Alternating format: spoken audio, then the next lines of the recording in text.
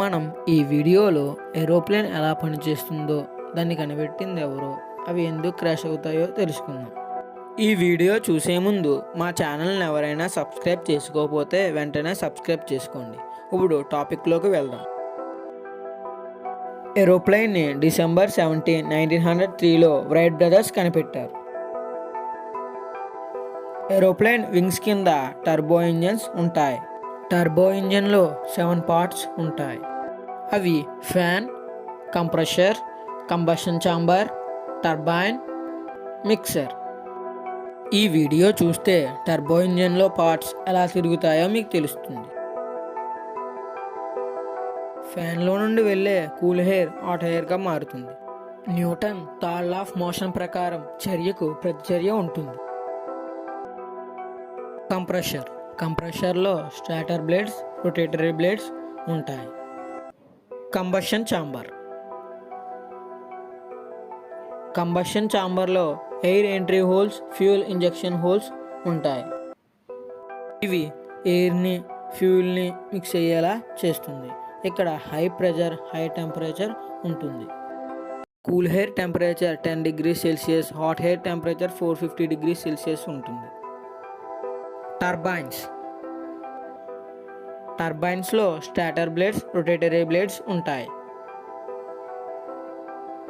Turbines cool ఎయిర్ని hot ఎయిర్గా మార్చుతుంది.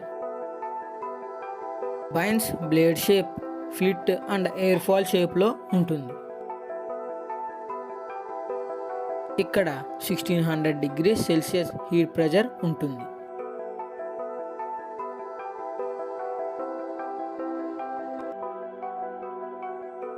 Cool air 10 degrees Celsius, heat air 350 degrees Celsius ఉంటుంది.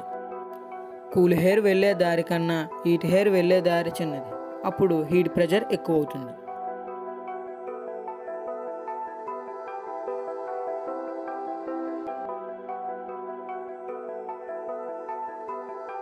Turbo ఇంజన్లో ఔటర్ కంప్రెషర్, ఔటర్ టర్బైన్స్ ఉంటాయి.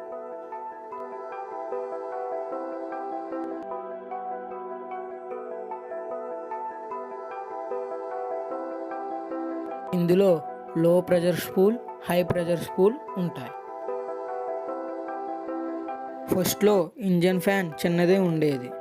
Engine sound తగ్గించడానికి పెద్ద ఫ్యాన్ తయారు చేశారు. మిక్సర్ ఎయిర్ని బైపాస్ చేస్తుంది.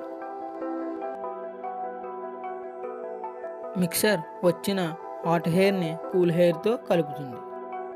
టర్బో ఇంజన్స్ నుండి వచ్చే ఎయిర్ ఫోర్స్ని థ్రస్ట్ అని అంటారు. విమానం రెక్కకి ఎలిరాన్, ఫ్లాప్, స్లాట్స్ ఉంటాయి. వింగ్ నుండి ఎయిర్ కిందకు వెళ్ళేలా వింగ్ షేప్ తయారు చేశారు. దీనినే ఎయిర్ ఫాయిల్ అంటారు. అప్పుడు లిఫ్ట్ ఫోర్స్ ఏర్పడుతుంది. విమానం వెనుక rudder, vertical stabilizer, elevator, horizontal stabilizer, trim tabs ఉంటాయి. విమానానికి లెఫ్ట్ ఎలిరాన్, రైట్ ఎలిరాన్ ఉంటాయి. విమానం బరువు 41,000 kgs ఉంటుంది. అందులో ఉండే ఇంధనం బరువు 18,000 kgs ఉంటుంది. అదే విమానంలో ఉండే ప్యాసింజర్ల బరువు 20,000 kgs ఉంటుంది. ఇంత బరువుతో విమానం గాలిలో ఎగరడం అంటే మామూలు విషయం కాదు. ఏరోప్లేన్ ఎగరాలంటే పైలట్స్ థ్రస్ట్ని ఇంక్రీజ్ చేస్తారు. తర్వాత ఫ్లాప్స్ ఓపెన్ చేస్తారు. దానివల్ల లిఫ్ట్ ఫోర్స్ ఏర్పడుతుంది. దాని తర్వాత ఎలివేటర్ యాక్టివ్ చేస్తారు. దానివల్ల ఏరోప్లేన్ పైకి లేచేలా చేస్తుంది.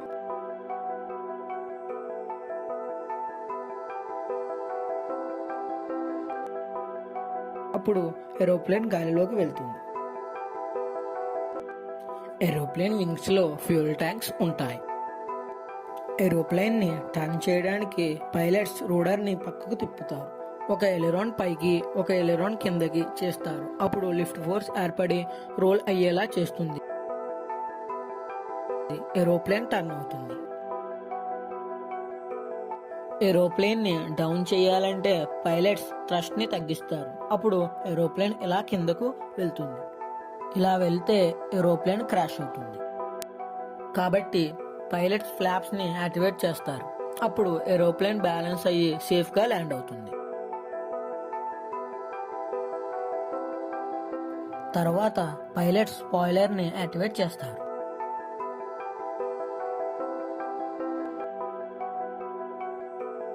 ఏరోప్లేన్ని రన్వేలో ఆపాలంటే టర్బో ఇంజిన్స్ లేయర్ని ఓపెన్ చేస్తారు.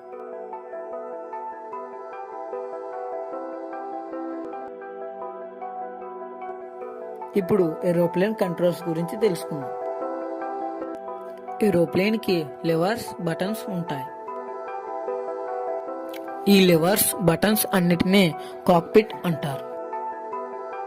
ఏరోప్లేన్లో థ్రస్ట్ లెవర్స్, పవర్ లెవర్స్ ఉంటాయి. ఇవి ఏరోప్లేన్ ఇంజిన్స్ ని కంట్రోల్ చేస్తాయి. ఏరోప్లేన్ క్రాష్ అవ్వడానికి 60% రీజన్ పైలట్ ఎర్రర్. ఎంత క్రాష్ అయ్యే సిచ్యువేషన్ వచ్చినా సేఫ్ గా ల్యాండ్ చేసిన పైలట్లు ఉన్నారు. ఎక్స్పీరియన్స్ ఉన్న పైలట్లు అయితే చాలా ప్రమాదాలు ఎక్స్పీరియన్స్ చేసి ఉంటారు కాబట్టి ఒక ప్రాబ్లం వస్తే దాన్ని వాళ్ళు ముందే ఫేస్ చేసి ఉంటారు కాబట్టి ఆ ప్రమాదం నుంచి సింపుల్ గా ఫ్లైట్ లో ఉండే ప్యాసింజర్ ని తప్పిస్తారు.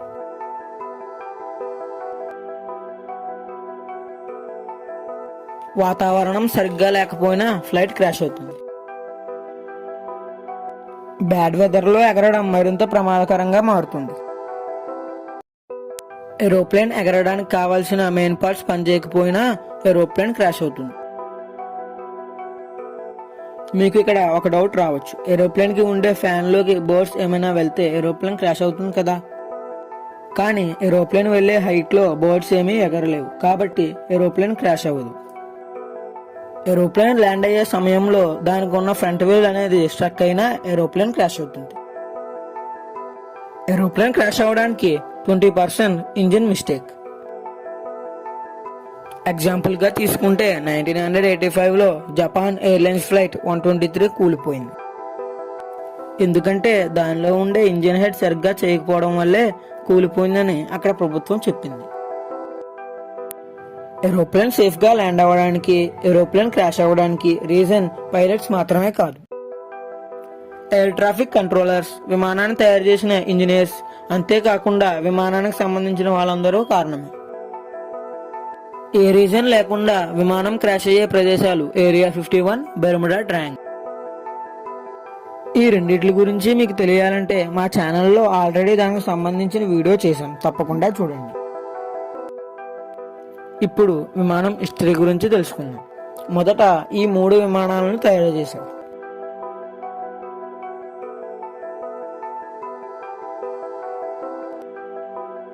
కానీ అవి అంతగా సక్సెస్ అవ్వలేదు. అయినా రైట్ బ్రదర్స్ నిరాశ చెందలేదు. పురాతన కాలం నుండి వచ్చిన అనేక కథల్లో గ్రీక్ పురాణం ఇకారస్, డెడారస్ లో పురాతన భారతీయ ఇతిహాసాలలో విమానం గురించి చెప్పారు. గ్రీస్ లో బిఫోర్ క్రైస్ట్ 400 లో ఎగిరే పరికరాన్ని చేసినట్లు చరిత్ర చెబుతుంది. అది సుమారు 200 నుండి 660 అడుగులు ఎగిరింది. మొట్టమొదటిసారిగా పక్షి ఆకారం నుండే మోడల్ వచ్చింది. మొట్టమొదటి మోడల్ విమానం 1898 లో ఈజిప్ట్ తవ్వకాల్లో బయటపడింది.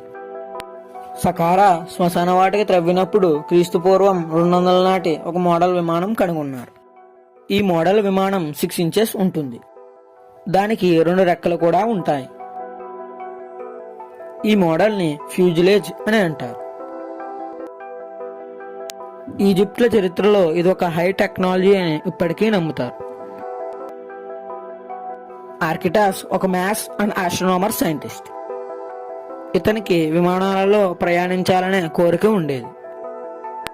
ఇతను పిజియన్ అనే ఏరోప్లేన్ మోడల్ ని తయారు చేశారు. ఈ మోడల్ స్టీమ్ ద్వారా కదులుతుంది.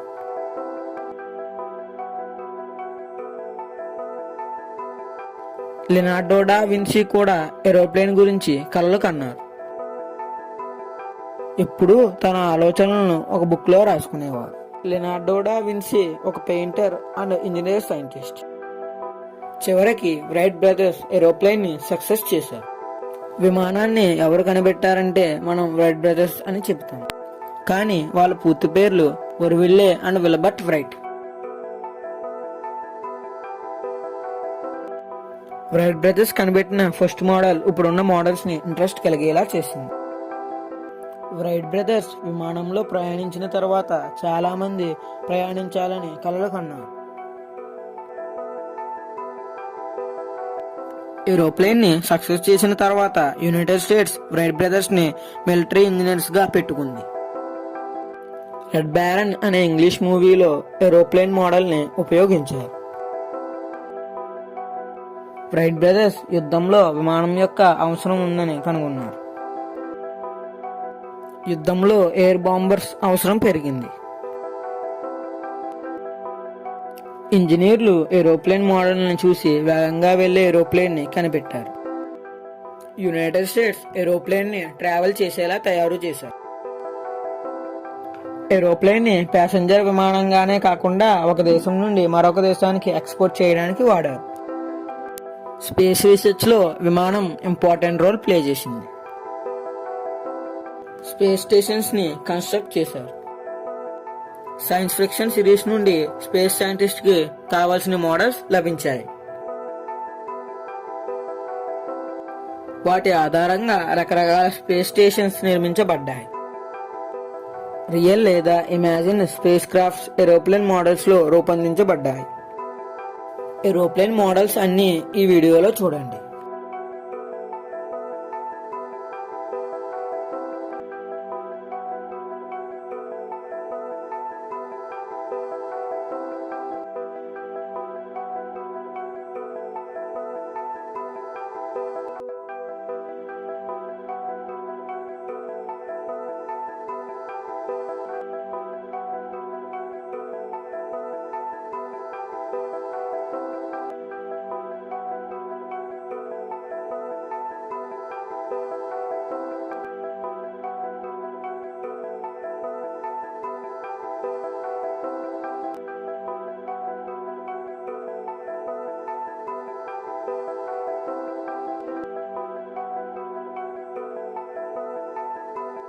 ఇన్ని మోడల్స్ వచ్చిన తర్వాత ఈ మోడల్ వెలుగులోకి వచ్చింది. ఈ మోడల్ అందరికీ నచ్చడంతో ఇప్పుడున్న అన్ని ఏరోప్లేన్లు ఈ మోడల్లోనే తయారు చేశారు.